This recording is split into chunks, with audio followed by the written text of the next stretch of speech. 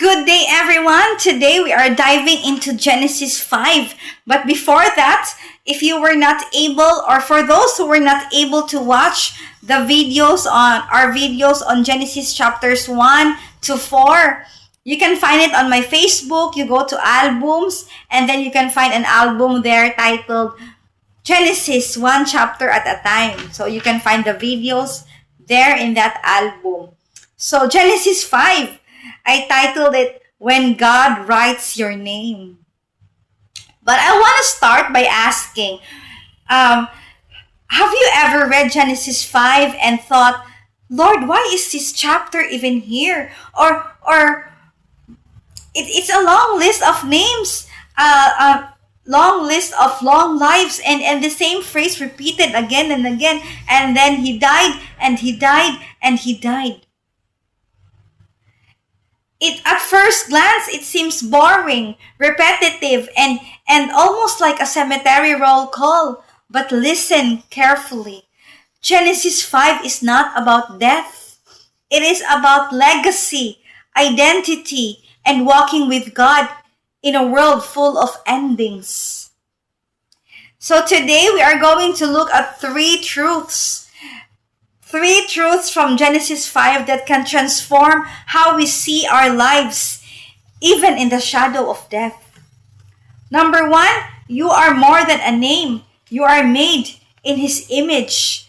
Genesis 5:1 tells us when God created mankind, He created them in His likeness. Before the genealogy begins, God reminds us, you are not random. You are not a number.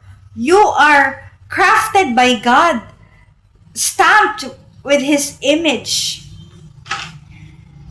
Even after the fall, even after Cain killed Abel, humanity still carries the divine imprint. Sin may distort the image, but it does not erase it. Church, the world may define you by your failures, or by your last mistake, or by the years behind you. But Genesis 5 says, you are defined by your Maker. Number 2, every life tells a story. What will your story say? The genealogy keeps repeating. So and so lived a number of years, had sons and daughters, and he died.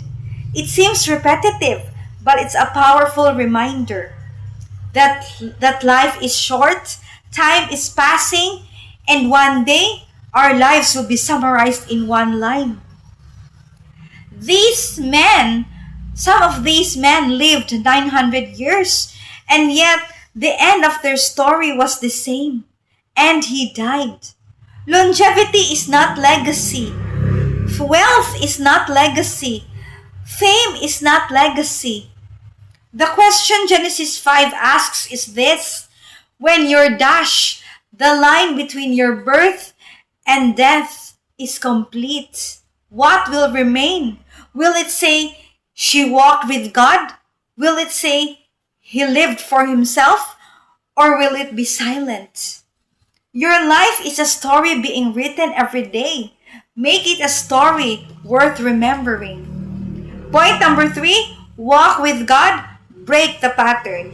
Because here in Genesis 5, suddenly the pattern breaks. Genesis 5:24 says, Enoch walked faithfully with God. Then he was no more because God took him. Notice the difference, everyone? And he died. But Enoch, he walked with God. He didn't just live. He walked step by step, day by day, in close communion with God. Church, death will come to all of us, but walking with God changes the story.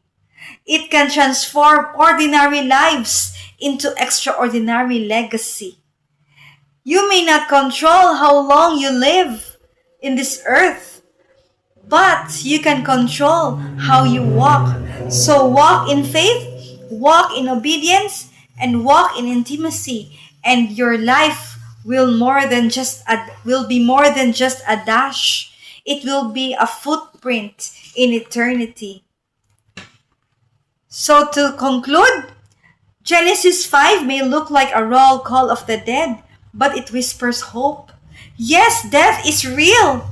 Yes, life on earth is temporary. Yes, names fade.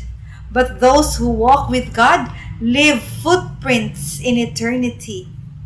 One day, your name, my name, will be written somewhere. But more importantly, it is already written in heaven. So live today in such a way that when God writes your name, He will not just see a dash. He will see a life walking with Him.